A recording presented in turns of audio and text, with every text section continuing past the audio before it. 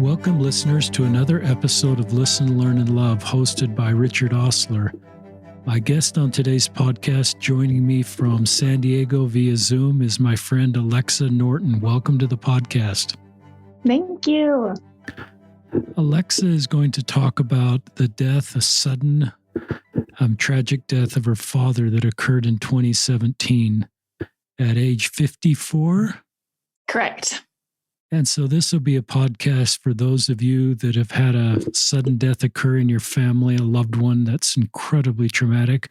It's a road I don't know. I may learn that at some time. I hope I don't, but I recognize it takes a unique set of ministering skills that often comes from somebody who's walking this brutal road themselves to be able to help out and help others. So Alexa has blogged about this. We'll link to her blog in the show notes. She'll talk about it in the podcast. She'll talk about her father and the things that we can do better to help people. Coincidentally, I know Alexa's husband, Coleman Kearley.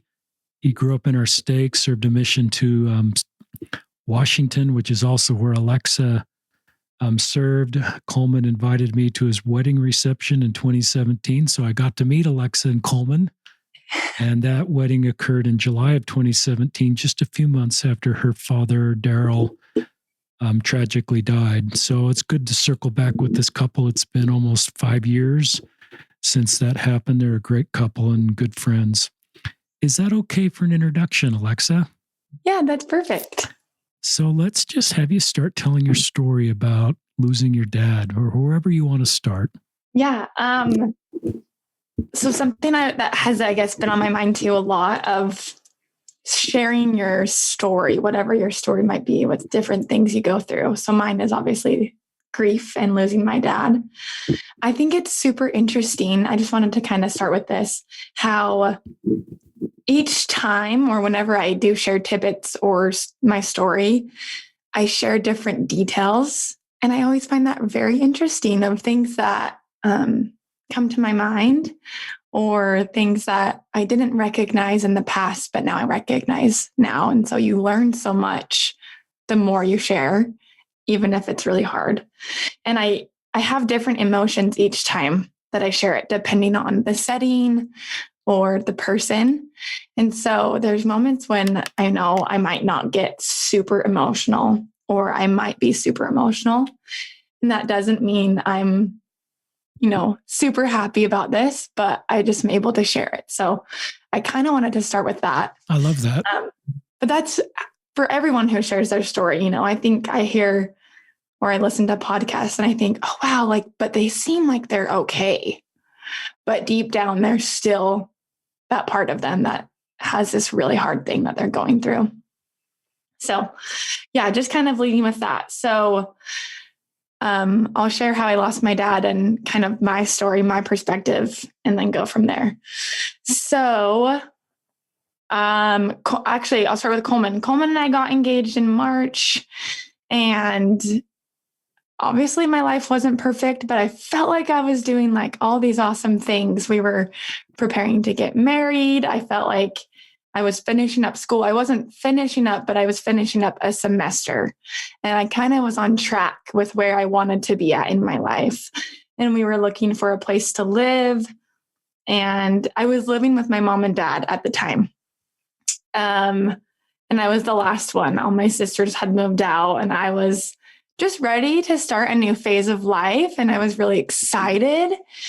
And Coleman had actually gone out of town for a school trip where he was going to be in England for 2 weeks. So he was going to be building a bike, actually, welding a bike. That was part of his program.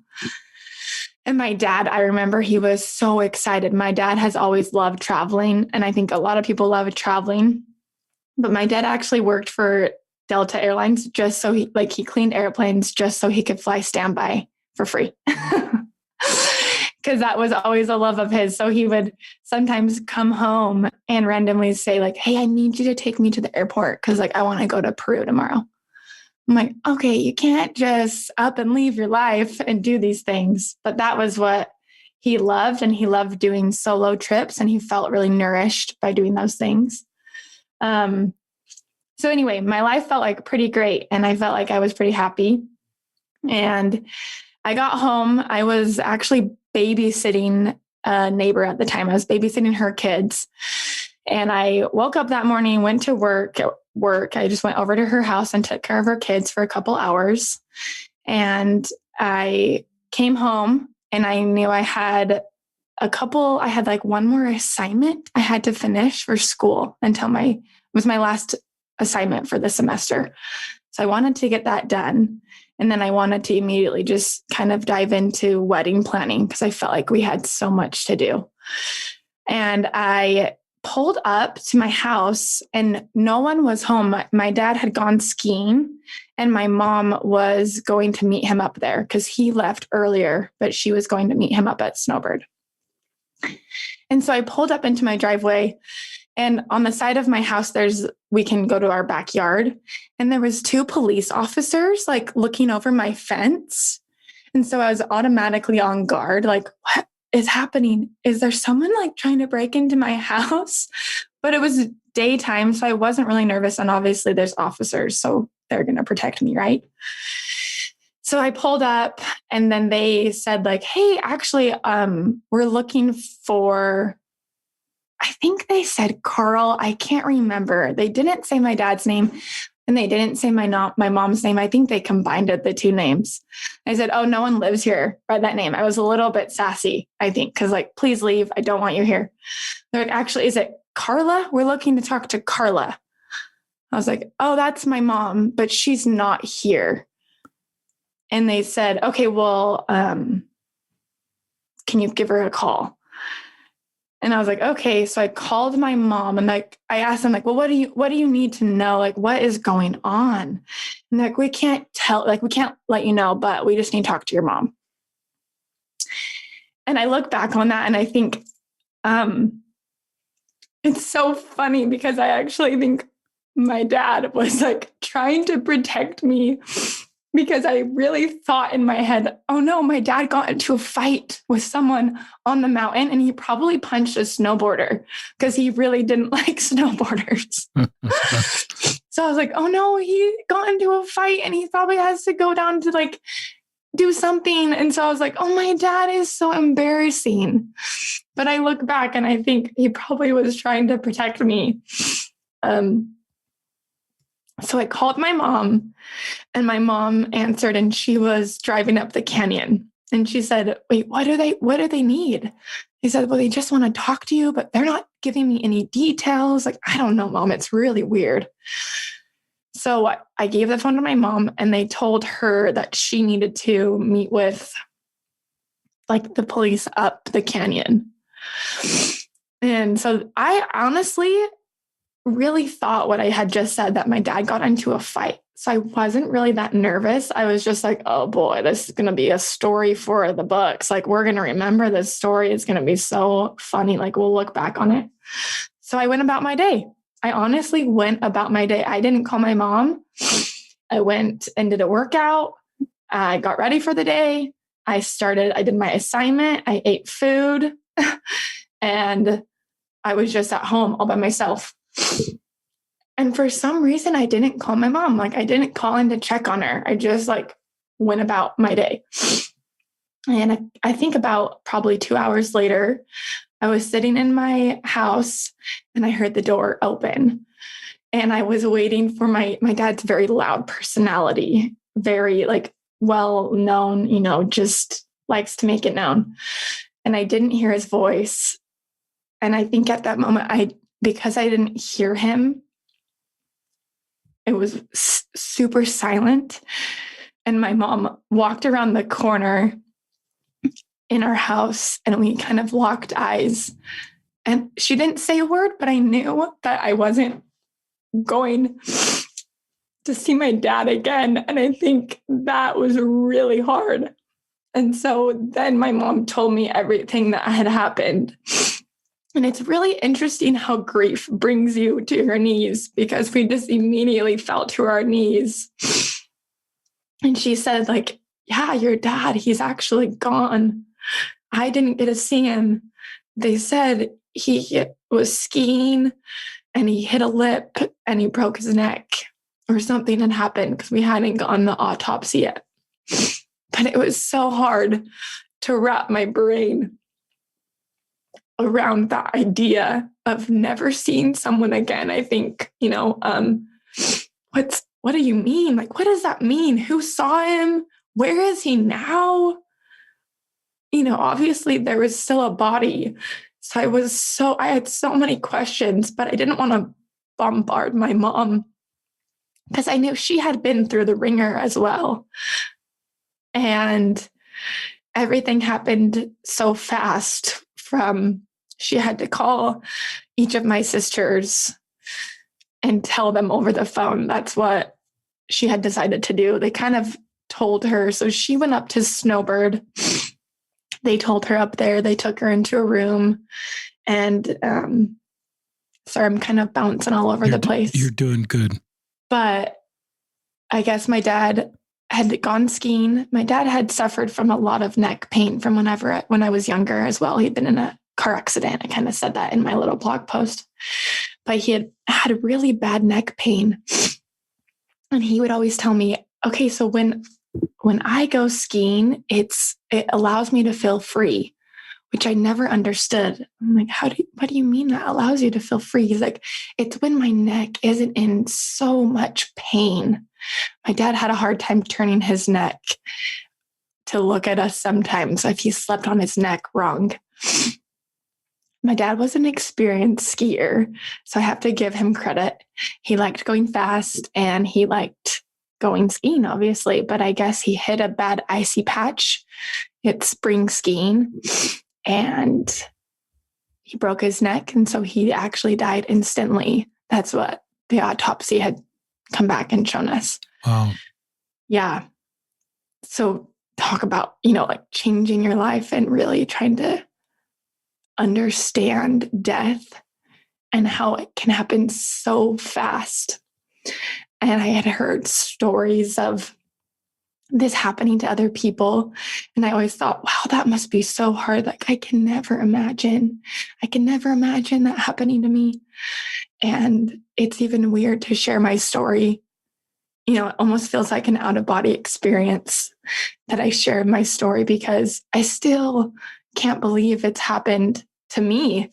And not just me, but I still can't believe this happens to anyone and that they have to experience such deep pain and such deep sorrow of losing someone you love. I do believe that I'll see my dad again, but it's still hard to go through that grief. That doesn't make it easier. It just makes it bearable, I think, for me. But my mom called all my sisters, and that was really hard to hear each reaction, I think, over the phone and to watch my mom do that.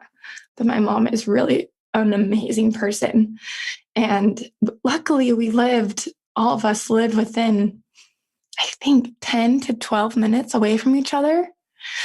And so we were all together within 15 minutes of everyone at my house I don't even know, like, what are you going to do? But you're just together.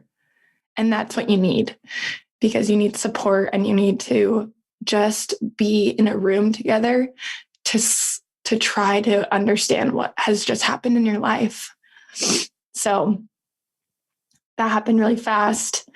And I think we were in a bubble for a little bit where we didn't want it to be our reality. And it's crazy because one of my brother-in-laws, he said, I don't want to have to say this, but I think you guys need to start telling people really soon, because there's actually an article already written about that a man in Mill Creek, Utah had died at Snowbird that day. And so word travels really fast. And so we had to start telling people really fast. And I think for me, I didn't want to tell people because I obviously didn't want it to be a real thing. So people, gather around you. And I think that's crazy how fast that happens, of the amount of bread we had at our house within a day was insane. We had so much food and we had so much water of just like liquids. And obviously a lot of love and a lot of support. And it kind of was a blurry day for me. And I'm really grateful I don't have to do that ever again. Doing a great job of sharing your story and just taking us into these really tender, tragic, traumatic first hours of this. Yeah, I guess I am emotional today. I think that's a good thing. I'm looking here, a picture of your dad on your blog post. We'll link to your blog so you can see family pictures. You can see your dad, just in the prime of his life, doing what he loved, and just this unbelievable news happening. Yeah, so keep just sharing your story, what you're learning, what happened, just wherever you want to continue to pick up. Yeah, obviously I've learned a lot, but a couple of my bullet points from an outline. I've really learned that my relationships with people are the most important. And I have to remember that because life happens and life gets in the way and little things will still bother me and I'll get angry. But at the end of the day, it's not worth it. So backtracking, my dad and I had a good relationship, but we had to really work on our relationship because sometimes he would bug me and that's okay. And I think I would bug him sometimes too. So our relationship was not perfect and that's okay. I'm totally okay with that, but we really worked on it.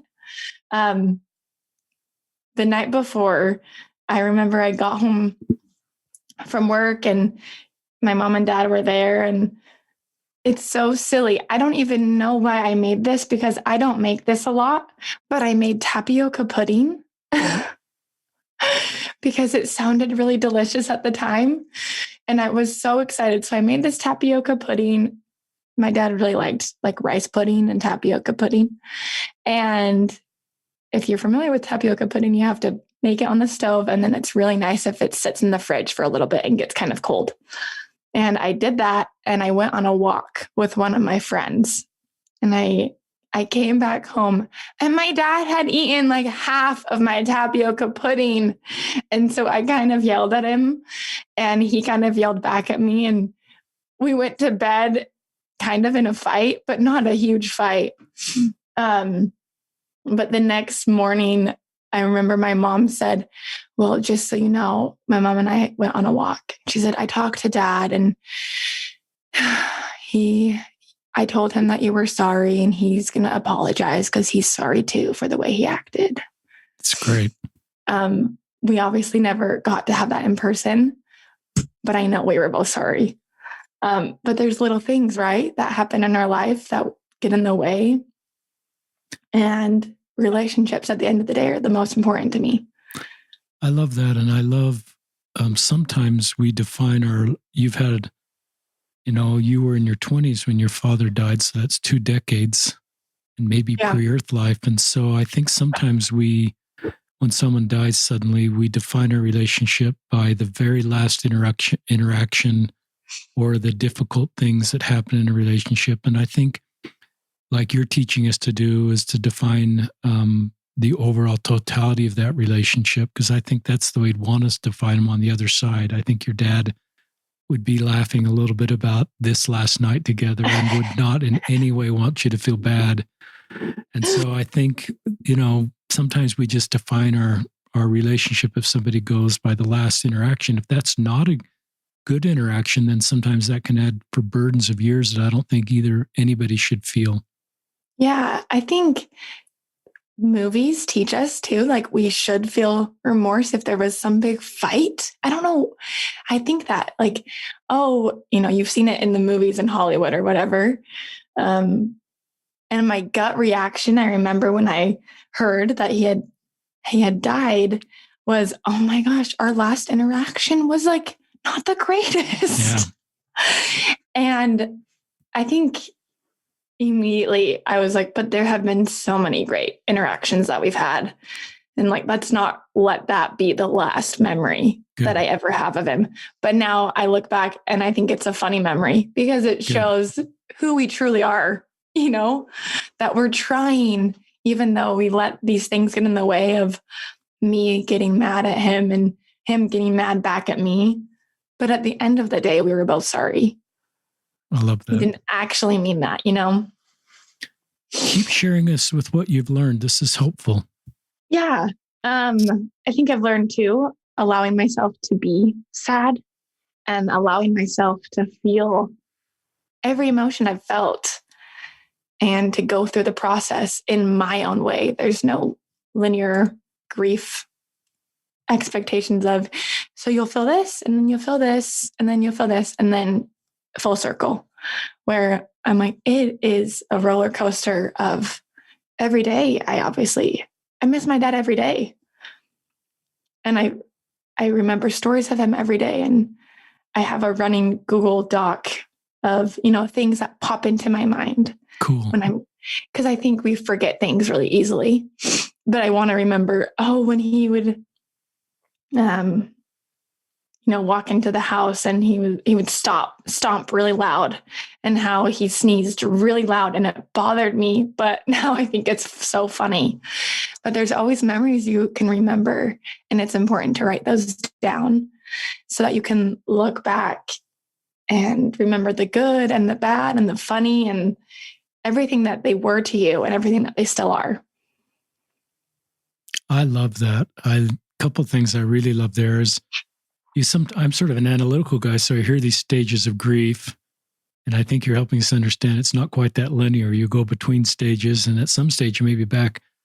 This is 5 years, and I think you're saying I'll be back to stage one sometimes. I'll feel the same feelings I felt in May of 2017 today in 2022, and it doesn't. And so it's not always just like this nice little checkbox phase is done, and now and maybe some of us that aren't walking your road want it to be done for you. We maybe rightly so. We want to be able to heal and move forward, but maybe our best job as we're ministering and helping you is give you permission to have it be kind of messy and go through these stages and not sort of prescribe for you what we think is your best path forward or wanting to put this behind you. Because in some ways you don't want it behind you. You don't want to forget your dad, Daryl. Am I saying his name right? Daryl or Daryl? Daryl. All right, Daryl. And I love the Google Doc document. I just think that is going to, your kids and grandkids are going to read the content. It may not be a Google Doc at that point. Right. You may put it into something, but what a cool way to just all these memories you have of him that your kids and your grandkids will read. And I have to think he's aware of that Google Doc. And is glad that these things, I have to think he smiles when he reads and is aware of the thoughts you're writing down, and that those will be part of his legacy that continues. That's a great idea. Yeah, because it's so interesting how whatever you're doing, there's certain things that come into your mind. And so it's, for me, sometimes at the not the most convenient times, when I think of memories, but I have to jot them down, and that's the easiest way for me to do it. So then I have them in one page. But I think going back to how grief is not stages, I'm a checklist type of person. I think a lot of people are that way too. We like to write a to-do list and we like to check it off. And unfortunately, that's not how grief is. It's not a checklist. So it's always with you and you have to manage it. And I just recently learned, and it's so funny, the things that I learned, it's been 5 years, but I just recently came across something where there's a known person in the grieving world. Her name's Elizabeth Kubler-Ross, and she talks about death and dying. And her whole life, she studied death. So she worked with a lot of patients who were dying, and she wrote the stages of grief. So the 5 stages of grief, which is like anger, denial, but she actually wrote those for people who were dying, not for people who were grieving. Interesting. And if you look up like stages of grief, that's what people think like, oh, okay, I'll have to go through these. Oh, there's a stage that's missing, but it's like totally taken out of context because she actually meant for that to be for people who were about to die. They were on their deathbed and they were feeling all these feelings of like they knew they were dying. And so they were going through all these feelings. So that's something interesting for me. A lot of other things I've learned, you can't compare your grief to someone else's grief. Your grief is your grief and it's hard for you. And that's okay. Someone else might be grieving something in a different way. So I read something too towards the beginning of the pandemic that talked about all these people who were these brides that had been looking forward to their wedding day since they were little girls, right? You dream of your wedding day ever since you were little. And people were engaged and then they had to either push back their weddings or they got married in a different way than they ever imagined because they couldn't have people come to their weddings or it was a very short ceremony, like a small ceremony. And that is grief because they grieve what it could have been. Same with people that were, their senior year of high school. They didn't get their senior year of high school and they never get it back. And I can't compare losing my dad to them because for them in that moment, that's the hardest thing that they've been through. And for me, this is one of the hardest things I've been through, but their grief is just as valid as mine is. There's a lot of grace in that, Alexa. That's really a wonderful segment. And I love the way you give permission to people to have, in some ways, the same type of grief you have, even though society wouldn't rank them the same way. Because I think then they may feel guilty for feeling grief about their missed graduation because they recognize all these other much more painful stories and they feel shame. Yeah. They don't feel permission to grieve. And I think what you've said there just gives everybody permission to grieve. It's part of mortality and not rank that and not sort of say, and you didn't say this, but sort of this has been my path forward with that type of grief. This should be your path forward with that type of grief. Just let everybody sort of walk their own journey and how they're managing traumatic events. Yeah. It's taken me a couple of years, I think, to get that down. It didn't just come like, oh, my grief is hard. For a while, I was like, well, I'm going through a hard thing, so no one understands. But I think the more I do that, the better relationships I have with other people. So you can't say like, oh, I can't say anything because mine doesn't top yours. Well, of course, because everyone has a different journey, right? Everyone has different trials and everyone has different things that they're dealing with, but everyone has something hard. That's what I believe. Everyone is fighting a battle. And if we can just open up and be there for each other, then your relationships are going to be that much better. Hey, this is really hard for me. Let me tell you why. Oh my goodness, I had no idea. It allows someone else to be there for you in ways that they wouldn't be able to unless you were able to open up to them. Love that. Yeah. Sorry, do you want me to keep going? Yes, please.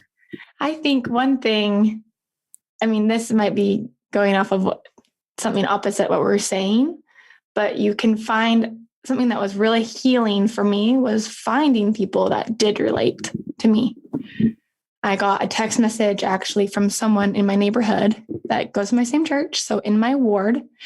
And I guess I had never realized it, but she had lost her mom when she was, I think, around my age. And now she has 4 kids.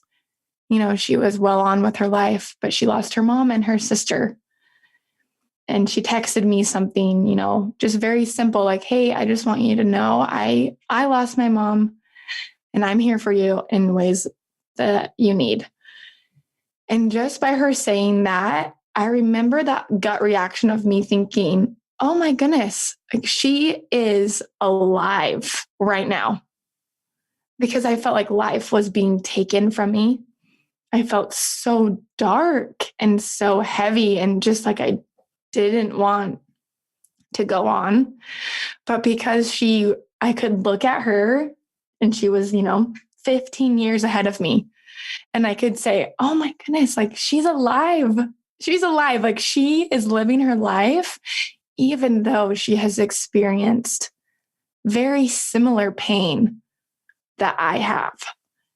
And that gave me so much hope. Like, okay, I can live, I can survive, and I can live, not just survive, but I'll be able to live and one day have a family, even though it'll be hard, I can do those things.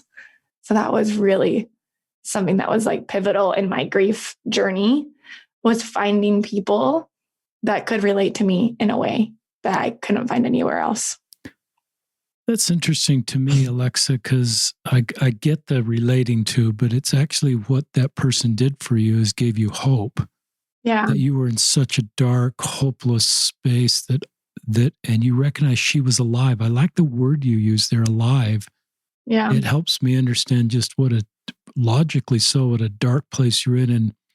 And the gift she gave you is just hope that you can continue to be alive. And she's been on this road. And so I love finding community with people that are walking the same road. And that's obviously what you're doing now with your work in this space. Yeah. And she probably has no idea that text meant that much to me. It was just a text message, and obviously she did a lot more. We would go on walks and she would bring things over, but it was just that text message that gave me that hope that you're talking about. And so it's really interesting to me how much we can be that force for good in other people's lives and how scary it can be, even for me at this time, to have other people in my life that go through similar things that I've been through. I find myself in this battle of, well, I don't know what to say. I don't know what to say to them. I don't know how to help them. I don't know how to fix that. Well, guess what? You're never going to fix their problem because some of it is not fixable. I want my dad back. I can't have my dad back. But we can be there for each other. And the simplest things made a difference for me. I remember people that would just reach out and say, hey, I don't know what to say, but I just want you to know I'm thinking of you, period. That was it. Like, that was the end of it. And I remember all the people that reached out to me that I hadn't talked to in probably, 3 to 5 years. Just people from high school that wrote me a card that meant so much. And it was such a simple act. It's the simplest things that we can do for people who are going through hard things. But we get stuck and we think, well, if I say the wrong thing, like I can't do it. Like I can't go over there and help them, or I can't text them. Yes, you can. You can just say like, I don't know what to say, but I love you, period. That's it. Love that. So a simple text goes a long way. We don't have to do extravagant things, I think, for people. I mean, obviously people did extravagant things for us, bringing us soup, and that doesn't go unnoticed either. But just the simplest things go a long way. That's good. I like that. And I like the way there's no need for you to respond. I would guess that you're overwhelmed with inbound communication. So some of that communication probably is nice. You don't need to respond. It doesn't require a, how are you doing? What can I do to help? There, maybe some of that's good. And certainly I don't want to say that's not good, but what you just described didn't require you to respond. Yeah. And maybe with the overwhelming inbound communication during those first weeks, it's nice to just read those messages and not feel like you need to respond. And it may be hard to respond to an open-ended question, how are you doing? You can't just say a one-word answer. If you're really going to answer that, you can't. So maybe what people did there is just a very helpful thing. Yeah. But people have the best intentions, right? Exactly. I think they really do. They have the best intentions, and sometimes we don't know what to say. But there were even messages, and this meant so much to me too. Please don't respond, but I just want you to know. I'm like, okay, because I want people to feel validated, but just please don't respond to this. Like, you don't need to respond to me, but I love you. That's it. Why did you like it when they said, please don't respond? Just, I think all our listeners generally know that, but that's interesting to put in a text. And why was that helpful? I think, like you said, I didn't have the pressure to be, okay, I think people, and I would say this about myself, I'm a really bubbly person. I like to consider myself like really happy when I walk into your room, and I like to make other people feel comfortable and happy and laugh. Like that's just my goal. I want people to feel happy. And so I felt like that had been taken from me, and I didn't have that sight. I didn't have that light for a second in my life. And so I wanted to respond to people to make them feel validated. But if they said, please don't respond, I didn't feel that pressure of, okay, they still know who I am. And they're going to be okay if I don't respond. Not everyone needs a response. Love that. And they're okay with that, you know? I love that. So. And I've even thought about, I don't want to tamper taking food over because that's often really helpful, but we know how to do that. And I've always thought you've got to return everything and write a note. So my wife is often taking, and maybe this should be my job as the man, we're often taking, when we take food, we try to take it in containers that don't need to be returned. Yeah. And so there's just not this sort of added burden of like keeping track of everything and writing thank you notes and returning the actual stuff with a note. I don't know, listeners. I don't want to be too shut down that kind of service and make you wonder, is this actually helpful? Just thoughts that have come into my mind. Yeah. Because you do need to be fed, and it feels good to be loved that way. And a lot of people know how to do that kind of service. Yeah. I know my mom, I was actually just back in Utah last week for a work trip, but also got to spend time with my family. And my mom even said that. She said, do you remember that soup that so-and-so brought? And I said, yeah. She's like, wasn't that so nice? Like, That's we cool. still talk about that, you know? She's like, because that was like the only thing I felt like I could eat at that time was soup, you know? Why soup? I don't know. We tried to talk about that. I told her, I was like, why do you think that was? And she's like, I think maybe, you know, you don't have a huge appetite. At least we didn't have a huge appetite. And so I think it's easier to eat because it doesn't seem as heavy. Interesting. And my mom always remembers this. She said, I think someone brought us a case of water bottles. So silly, right? Like just so simple. But she said that always reminded me to drink water. Like the simplest tasks become so hard. Drinking water, like you just forget. But because we had plastic water bottles, we had to drink them. You know, we saw them. Okay, we have to drink. It's really interesting.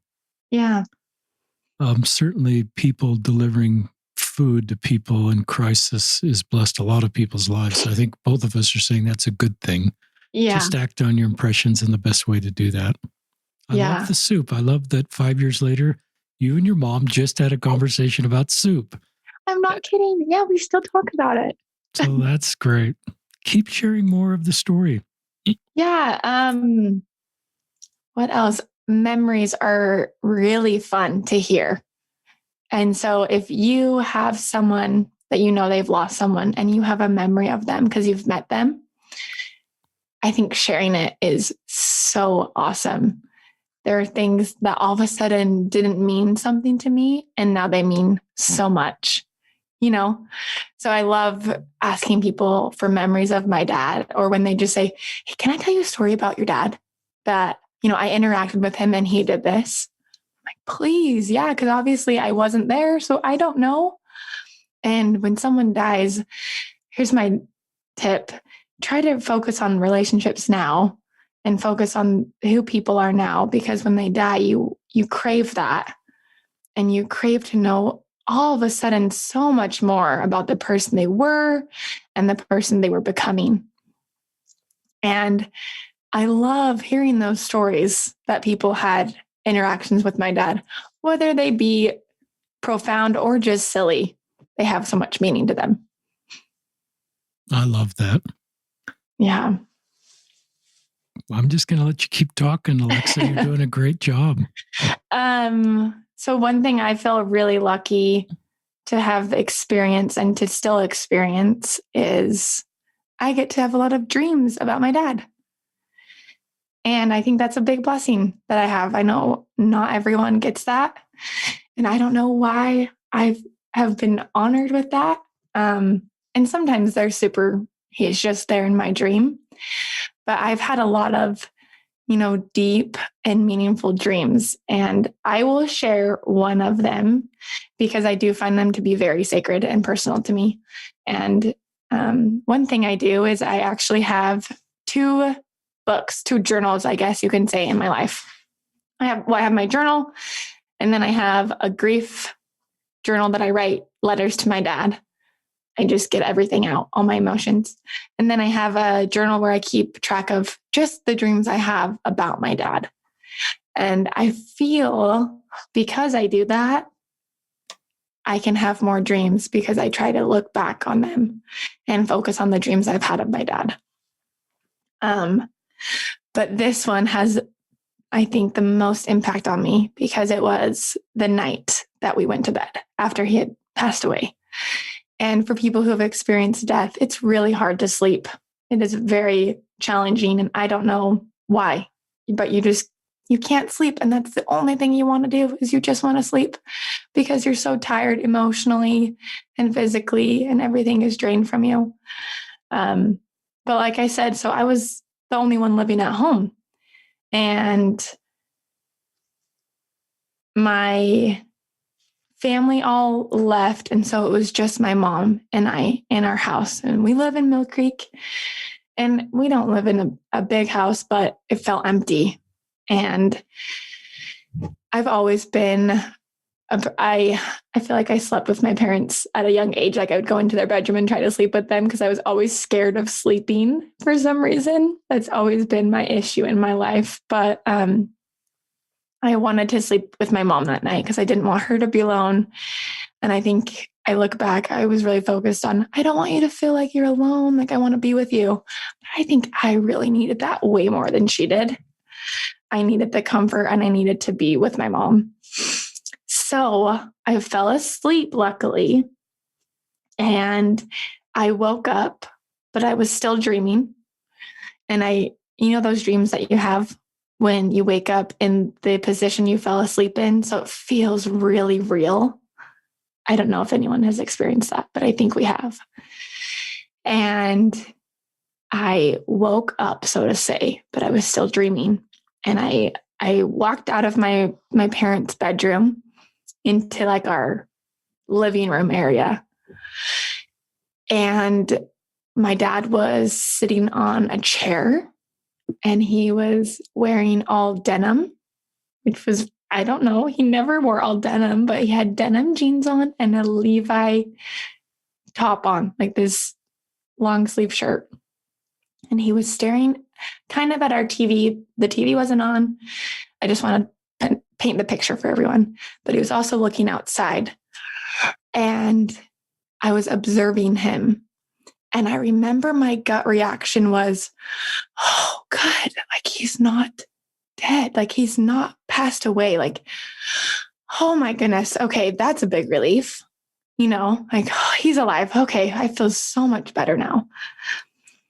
And I saw my mom walk by, and I got to experience all these cute things my parents would do, because they were excited to be empty nesters. But I watched my mom kind of walk past him, and he turned around and he looked at me and he said, oh, isn't your mom so beautiful? She is so beautiful, right?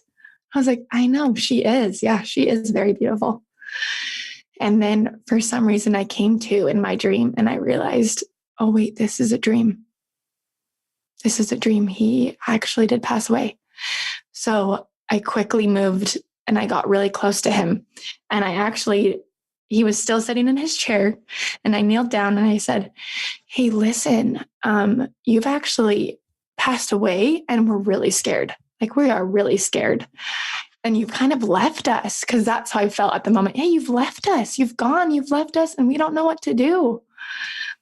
And I don't know. I look back at this dream because then he kind of grabbed my face, which he never did that, but he kind of grabbed my face like a child would, like you would to a child. And he said, oh no, I have not left you. You've left me. And I woke up. And so to me, that has deep meaning because that means we have so much more to live for, that he is somewhere else, whatever it is that you might believe in. But for me, I believe he is in a different world, in a spirit world, where one day we will see him. And maybe we did leave him because this is not the end. This life is not the end. So that has deep significance for me.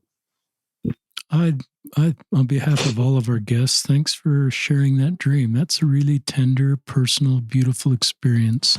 Yeah. And I love the idea that you're journaling about these dreams. And I've heard other people talk potentially that as they kind of work in this space, it's like a spiritual gift. It kind of opens up that channel a little bit. Yeah. And some people, maybe that just never happens for them. They never have a dream about a loved one that's lost. And I don't think either of us are inviting you to feel bad about that or feel you need to do something different. But I do like where for you, this is something that's happening. And I love the way you're kind of working. There's not with your journal and just keeping this channel going so you continue to have these dreams.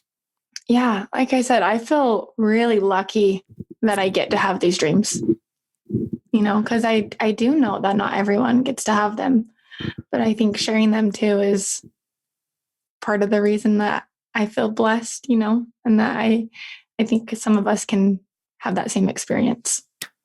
Talk about, I think it's an Instagram account you started called Grief Shine. Yeah. So yes, we can kind of talk about this. So I started this account on May 3rd, which is the anniversary of my dad's passing. So this is the day that has a lot of significance, obviously, to me. So I started it 3 years after. And honestly, I think for a long time, I had wanted to start my own Instagram account, mostly because I wanted to show who I truly am. And I combined the two words. So like I said, I consider myself a very bubbly person and I want to be full of sunshine. And I think the world can be so beautiful and so happy. But there are two parts to me. And that is where grief shine kind of comes from, where there's two things inside of me where I mourn and I miss my dad and I'm sad because I miss out on, those opportunities that I would have had with him. But there's still that side of me that I am so incredibly grateful and happy. And I have to make the choice each day to be happy, but it's okay that there's a part of me that's sad. And that's who I am now. So I kind of started that just to share who I was, I guess, and who I am to people, because I wanted to share my experiences and how I viewed grief. And now it's kind of a little bit evolved where I have this different community on a different social platform that I didn't intend for, but I am so grateful for, because like I said, you need to find your people that are understanding of what you're going through. And it has been beautiful for me to see, oh my gosh, yeah, they totally get it. Like they understand, I get that. I've been through that. Or yes. So I love that you're doing this. And the blog that I printed out, would listeners be able to get to that through your Instagram account? Yeah, I wrote my whole story kind of in depth. I kind of shared it, but I wrote it in depth. And it's just on my Instagram. You can kind of click on the link and then you'll find the story. It's a great story. A few questions for you as I'm thinking about your story. You've done such a great job. Talk about that night, and you talk about this in your blog, where your mother had to kind of keep retelling the story and maybe how that was difficult. Talk about, so let's say I'm in your neighborhood, I'm in your ward, I'm a close family, so it would make sense that I come over, not close family, but friend, and let's just talk to people that are stopping by in those first 24 hours, the things that they can say that are helpful and the things that perhaps aren't helpful. That's a good question. I think everyone is curious because curiosity, we're all curious what happened, what's going on, and we want to know. I heard my mom tell the story so many times that I didn't want it to become mundane for her, but I could just see in her physical appearance, like, oh, she is draining, like she is done, like she needs to be done telling this story. But people have the best intentions, right? So I think maybe you can still go over and you can still be there for someone. You might not need to ask all the questions at once, but just hugging, giving someone a hug and giving them food. And having people in our home was really comforting. And so there are some people that just hung around and maybe they felt uncomfortable, but I don't know, just having them on our couch felt nice. Interesting. And just talking to us about things, like just about life. Because you try to focus in that moment, you're so stuck on, okay, my life is over. Okay, I'm never going to do this again. Okay. But I think someone asked me a question about like, okay, so how can I help you with your wedding? Like, what do you need? And, where's Coleman? Because Coleman was out of town. So asking us other questions was Were really those good questions to ask you? I felt like, but everyone's different, right? Okay. But that was really comforting. And we like to go over the first week or the first 2 weeks or the first month. But like you said, kind of at the beginning, and this is just because of human nature, we want people to be okay. I want people to be happy. I have already said that. But realizing that they're never going to be fully okay is okay. And you need to check back in on them in 3 months, in 6 months, at the year mark. I have people that text me on May 3rd, and that means the world. That's cool. That they remember. So it's not traumatizing you. You already know it's May 3rd. It doesn't re-traumatize I already know. you. I know the day. I relive that day all the time, right? That's interesting. Hey, I'm thinking of your dad and you today. Love you. Heart. I'm thinking of your dad today. Yeah. And you. That means so much. And it's the simplest thing to remember that date. But going far beyond just the day of you checking on them, there's a lot of pain that you experience at that year mark, at Christmas, on your birthday, anniversary, of my parents. There's so many days that have a lot of other meaning that when people reach out and say those things, I am so grateful. And it makes me want to be better about the other people in my life. I think, oh, dang, I never did that for so-and-so, but I can do that now. I like that. And some of my prior listeners have taught me about platitudes, that sometimes we say something that it really just keeps me emotionally safe, but it doesn't really help. Yes, like that's such a good way to put it. If I said something, well, your dad's needed on the other side and he's a missionary over there, and listeners and Alexa's cringing, right? So that really may help me, but I think it dismisses the complexity of your situation. And but they mean well, and that's why I can't be mad, because I know they mean well. You have a lot of grace, Alexa. I've tried. It was really hard. About any of these platitudes? I just offered up one that he's, God called him home because he's needed more on the other side. Oh, yeah, he was in a lot of pain. Are you happy that he's not in pain? Yeah, keep going. Any others that are triggering or painful? I can do another podcast. But people who say, this is the most simple thing to say, how are you today? Not just how are you today? How's today? Because you are living day by day when you go through something similar to this or in any type of hard thing. It's a day-to-day thing. I love that you brought your mom's Carla's story into this, and it's your story you've shared together and your whole family story. Talk about, this is sort of the complexities of this. We go to church and we hear lots of stories of people that are saved. there's lots of people that have been skiing and been in very difficult accidents that are alive. And your father's fit. He's a good skier. He's not doing something out of his element. It would be a very natural thing. You're not worried about him.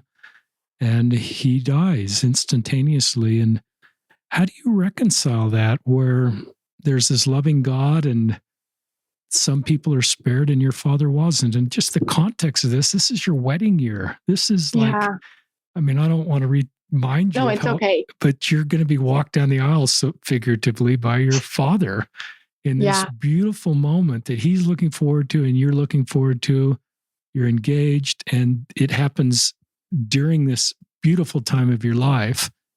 And he's not spared. So there's probably listeners that are walking a road asking those questions and don't know what the answer is. And you may not know what the answer is, but I know you've asked the question and may have some feelings on it. So I'll just let you go with that. Yeah. Oh man. I think, like I said, people have the best intentions, right? I don't think people mean harm, but there are triggering statements or things that do trigger me. And I think, I mean, here I am, right? This is year 5. And so I have a long ways to go, but I have come a long way. And so shortly after, it was really hard. Daddy-daughter dances. Wow. I leave the room, because that's what I've decided. I've decided there, and my mom said this really shortly after she learned this, but she said, there are going to be experiences throughout the rest of our life now where we have to push ourselves to do it, or we can choose to protect ourselves. And both are good options. Oh, I love that. Yeah. So I'm in a room at a wedding and the daddy-daughter dance comes on. I have chosen to protect myself. And so I will slowly leave the room because that works for me. Someone says something that might be triggering. Okay. I can respond, or I can realize they don't know my story. So they don't mean harm. Or I posted this the other day on my Instagram. I remember I was getting my hair cut and someone said, "So what does your dad do for a living?" I just lied to that person. I was like, I made up some job that he did. Awesome. Because it wasn't the time for me to share it.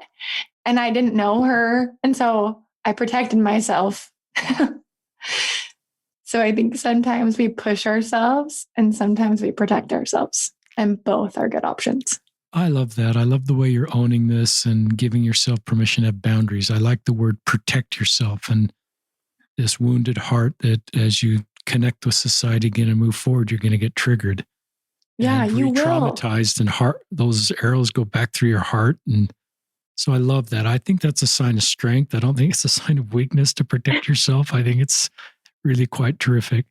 Talk about this idea of, it's sort of a 40,000 foot religious question. Why?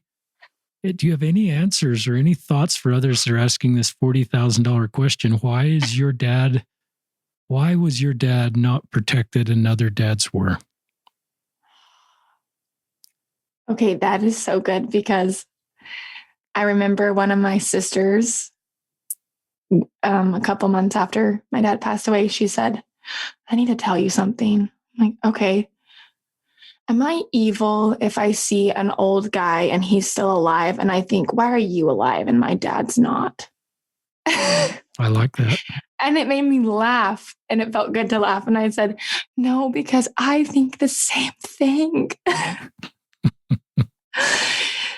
So I think being honest with your feelings, right? First of, why did my dad have to leave us and their dad didn't? Like, why is he alive or why is she alive? And my dad is gone. I wish I had an answer, but I don't. But there are certain things that give me, I guess, more meaning and understanding. And for me, it's when I study about my dad and I really try to understand who he was and the things he was going through that I never fully grasped when he was alive. And it's okay that that makes me sad, but I guess I never fully understood how much pain he was in with that. My dad had a hard childhood. I won't go into it, but my dad just had a really hard childhood. And the other day, actually, to answer your question, the $40,000 question is, I don't know when my dad had to die, but I know that it gives me peace when I learn that he was in pain. And I believe now that he is living to his full potential, that he was never able to live here on earth to his full potential because of the natural things that get in the way. It's a really honest answer. It's just a terrific answer. And I love you and your sister sort of saying when you see older people that are alive. And I think that's just honest. You shared that and you two opened up about it. I think it's the reality of your situation. And I think we want to have an answer to everything. And I've learned to try to listen to people walking the road and hear their answers, because you didn't really have an answer to that question. And I think that's a good answer, actually. It's just incredibly complex and we don't know. And sometimes back to the platitudes, I, from an outsider, want to give a sort of an answer that dismisses the complexity of the reality of your situation. Yeah, my dad, I'm 60, so I'm like as old as your father. I'm your father's age, and my dad's 91 and my mom's 89. And so, I mean, I don't know, listeners. I mean, mortality is just not fair. Exactly. I think in the eternal perspective, it's fair, but mortality is incredibly wounding, unfair, difficult. And the plan of salvation gives us hope and perspective, but doesn't take away the pain and the trauma of what's happened to you. Now, here's a question, since I know your husband a little bit, and he probably hasn't been perfect in this space, but this is sort of a question. Okay, so what does the spouse do to comfort you? So, this is you talking to, if I'm phrasing this question correctly, there in a marriage, there's one that's lost their dad, and then there's one that's trying to help that person. And they don't really have a tool book on exactly how to do that. And I'm assuming Coleman wasn't perfect. I'm not perfect, but what advice do you have, or what things did Coleman do that were effective, or advice you have for spouses trying to comfort their own spouse as they're dealing with a traumatic death? That's good. Well, the first thing that comes to my mind is he let me cry a lot. And I look back and I think, I'm so sorry. He let you cry a lot. That's interesting. Yeah, because there's so many triggering things, right? Like, we had to go take our engagement photos like 2 weeks after my dad had passed. That was zero fun. But I tried. But I remember, he let me be sad when there were happy moments, and he was okay with it. And that must have been really hard for Coleman, because he knows me as a happy person. And I think we want to fix people. No, it's okay. It's okay. This is going to be so much fun. You're going to love this. The wedding day is going to be great, yada, yada. But Coleman allowed me to be sad and to feel all that emotion, which is he has so much patience, because I think when you're with someone, you just want them to be happy, right? That's me. This is going to be fun, right? But he let me, and he allowed me to feel that emotion. And I'm lucky, but Coleman actually knew my dad. So he got to meet my dad. So I think he allowed, himself to open up, and he would share stories. I'm like, my dad told you that? Yeah, he told me that. I'm like, wow, I didn't know my dad was open to you in that way, but sharing stories with me. And Coleman remembers the dates as well, but he can tell, I think, when I'm having an off day, and he'll just say, hey, what's going on? And all I have to say is I just miss my dad. And that's all, and Coleman just knows, okay, we're just going to feel this emotion. And, hugs me and holds me, and that's really comforting. I love that. Those aren't really complicated. They may not come naturally for us, men in particular, but maybe all of us, is to just do the things that Coleman did, allowed you to be sad. Yeah. And we're fixing and we want to make people happy, but I recognize that it's okay to be sad. It's a normal human emotion. Yeah. And I think he was willing, though, to recognize, okay, this is who she is now. And we can become greater because of it. And so I think he realized our life was going to change forever, right? And she's never going to be the same, nor should she be the same. And that was helpful. Okay. But he's all, sorry. That was one of the best things anybody's ever said in a segment. That was just, for me anyway, that was an aha moment that I want to rewind what you just said, but we can become greater because of it. Yeah. And I love the way that both of you look at this incredibly tragic experience, because I think it's the way Daryl would want you to look at it, is that we can become greater because of it. We're not trying to put this behind us. We're not trying to pretend Dad didn't die and go along with our lives like they would be if he didn't die. But what you just said is really powerful. And you're doing that because here you are starting this Instagram account and helping other people, being on this podcast. And I would guess as you have kids and just your circle increases, if that's, I don't want to assume you're not, I may assume you're having kids, but I realize I don't want to project that on anybody. Oh, one day. One day is a good answer. That absolutely. You will be able to just bless other people's lives in a unique way. Now, yeah, you'd rather have your father back, I'm sure, if you were choosing those two, absolutely. But that was a really thoughtful thing you just said. Thanks. Yeah. Now, another question is, you've 5 years, and you've kind of answered this, but if you could go back to the very first night when your dad died and talk to your younger self that's roughly 5 years younger, and you could just walk into the room with her alone as your older self talking to your younger self. Well, and this is you talking to people that night's happening right now. What would you say? I think I would definitely say, going back to someone else reaching out to me and feeling like I was going to be okay and I was going to live. And that's the one thing I would say.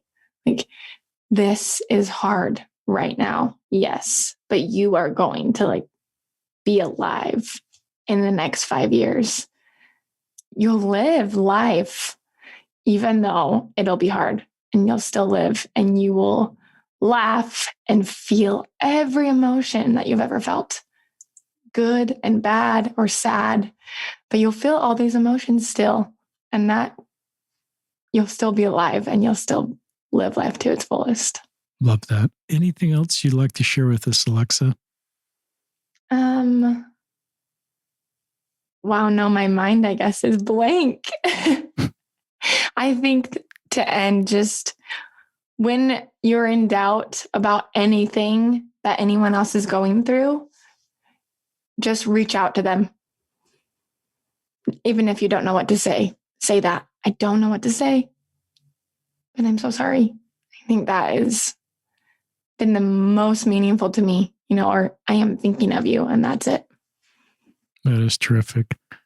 Well, Alexa Norton, thank you for being on the podcast and sharing the story. It honors your dad, Daryl.